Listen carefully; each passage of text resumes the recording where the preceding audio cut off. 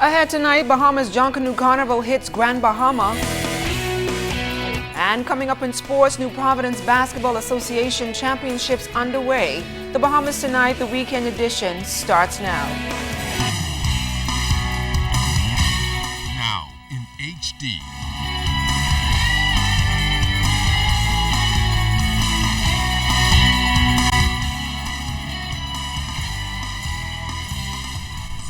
Network presents The Bahamas Tonight. This portion of the news brought to you by BTC Every Day. Good evening, everyone. I'm LaDawn Davis, and welcome to the Bahamas Tonight, the weekend edition. Thanks so much for tuning in. Topping the news, the wait is over as the second annual Bahamas Junkanoo Carnival celebrations began Friday night at Taino Beach in Grand Bahama. The Music Masters semifinals concert is now history as 15 talented Bahamian musicians competed for a chance to win the grand prize. Our Kimberly Mullings of our Northern Service leads us off tonight. Hundreds of people weathered the rain in anticipation of Friday's activities, including the Music Masters competition, which eventually got underway. The first semi-finalist to perform was last year's Music Masters competition winner, Sammy Starr, the second time around. Kiara Sherman, Spread Out, Lisa Jane, Flags in the Air, and Abby, Party All Night. Then there was Block the Road by Ebony Gibson, Turn It Up with Colin McDonald, Latia performed Whatever Goes, Terrell Tynes Wilson hit the stage with Rake and Scrape Soca Junkie, and Lady E performed Feelin' That Rhythm. Prime Minister the Right Honorable Perry Christie said it was important that he came to Grand Bahama to show his support for the Bahamas Junkanoo Carnival, adding that some adjustments were made for this year's celebrations. Everything is a learning experience. We have to have more hype, more razzle, more talk leading into this kind of event. And so I've been watching it very carefully. We will flow with our budget to them. And so we learn from it, and we want to ensure that every time we come out here, we improve as a result of what we have learned from that experience. Prime Minister Christie added that the Music Masters competition gives Bahamian artists and entertainers a wide platform to showcase their talents. Music has no boundaries and no limitations. Talent has no boundaries and no limitations. And when people are gifted and they have a talent, they might get up there and they might play an instrument and become a genius in the playing of the instrument. They might sing a song. They might write the song. But the point is, all of it must have a commercial conclusion. We must give our people an opportunity to exploit their talent. He also encouraged those who missed the first night to come out tonight. It's a wonderful opportunity to come out, to have fun, to listen to good music, to support the Bahamian artists. And I know that they're going to come out by the thousands when we go to New Providence. This last year, Grand Bahama actually stimulated the interest in New Providence. And so we are watching it, we watch what's happening here, and when, as our time, we come out in magnificent numbers. So I'm really happy that I come here. The second half of the semi-finalists of the Music Masters competition will take place this evening at Taino Beach. Kimberly Mullings, ZNS Network News. Cooperstown residents in Abaco met at the Sherlin Boodle High School Friday night to hear more about the constitutional amendment bills. Concerns still linger around the fourth bill, which deals with gender equality. Julian Reed has more. Sex. The mere mention of the word can make some people uneasy, even more so now that the word has several different connotations around the world. That is why Bill number 4 that is being proposed as an amendment to the Bahamas Constitution defines sex as being male or female. Co-chair of the Constitutional Commission's educational team, retired Justice Ruby Nottage, explained to residents of Cooperstown, Abaco, what could happen if it stays the way it is now. If you were to go to court now, the courts of the Commonwealth of the Bahamas, the Supreme Court, and appeal it right up to the Privy Council, you might find that they interpret this word today very widely because there's no definition for it anywhere. Mrs. Nottage made that point after residents asked why the word sex was necessary. She also explained that right now, the Constitution allows a state to legally discriminate against women. If the Employment Act were amended by Parliament, Parliament can do it now and say that all males must work 60 hours a week, and all females must work 24 hours per week. That would be discrimination based on your sex, meaning male or female.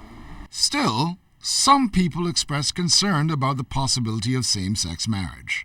Mrs. Nottage pointed out that there are laws entrenched in the Constitution that allow for what they describe as permissible discrimination regarding marriage, in that it voids or makes illegal any marriage where the parties are not respectively male and female. She explained what would have to happen to change that. If you wanted to remove the entrenchment, you have to have a referendum, we're doing now, and ask that the discrimination that singles out marriage as only being between a male and a female, you'd have to have a referendum to delete that word. Julian Reed, ZNS Network News. If Bahamians vote no in the upcoming gender equality referendum on June 7th, it would ultimately be a repeat of the 2002 referendum. Member of Parliament for Long Island, Loretta Butler Turner, believes future administrations will be very apprehensive of ever updating or retooling our Constitution, which, as far as she is concerned, is archaic.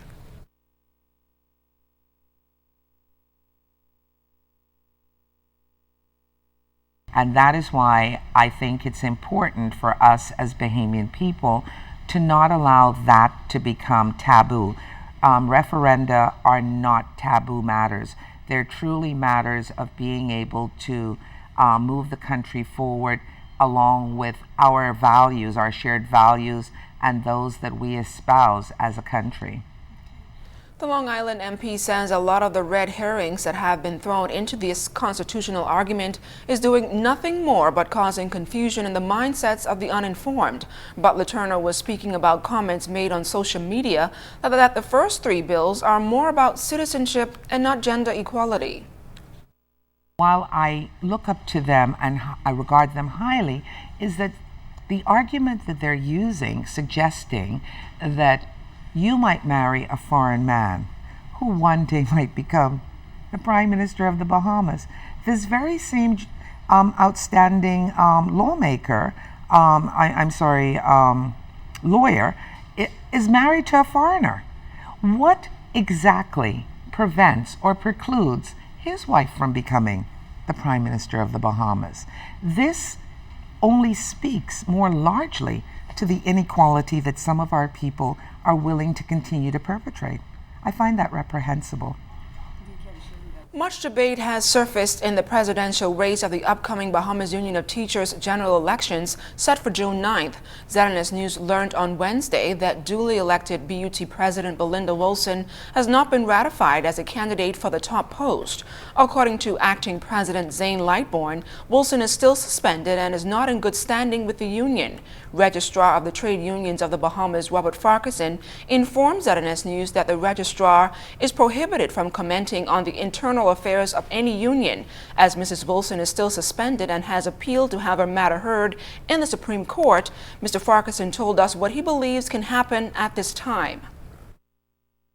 Whenever that final list is ratified, finalized, and her name is on that, and she feels she is wrong, she can go straight to court. If the Supreme Court disagrees with you, there is just avenue to appeal any ruling of the Supreme Court to the Court of Appeal.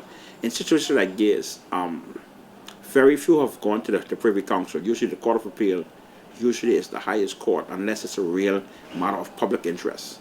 And if it's a matter of public interest that affects the wider public, more than likely the Court of Appeal has given trade unions and individuals leave to apply to the Privy Council.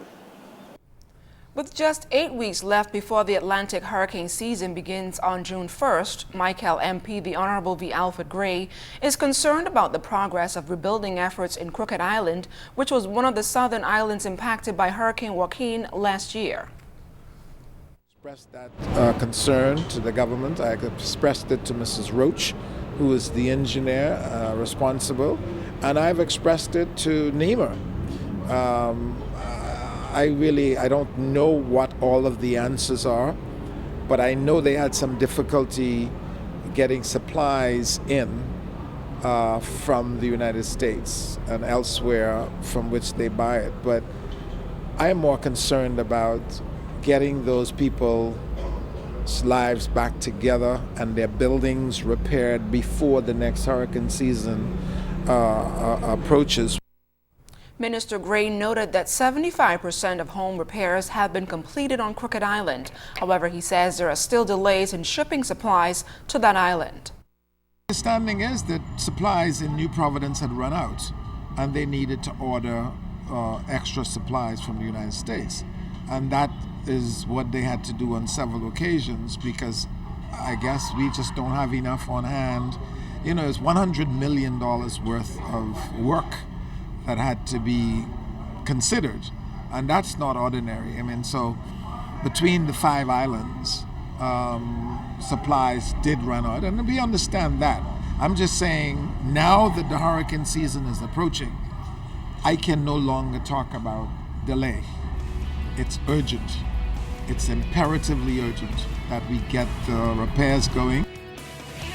Coming up, the Boys Club hosting young men and their fathers for breakfast. More news in the weekend edition after this break.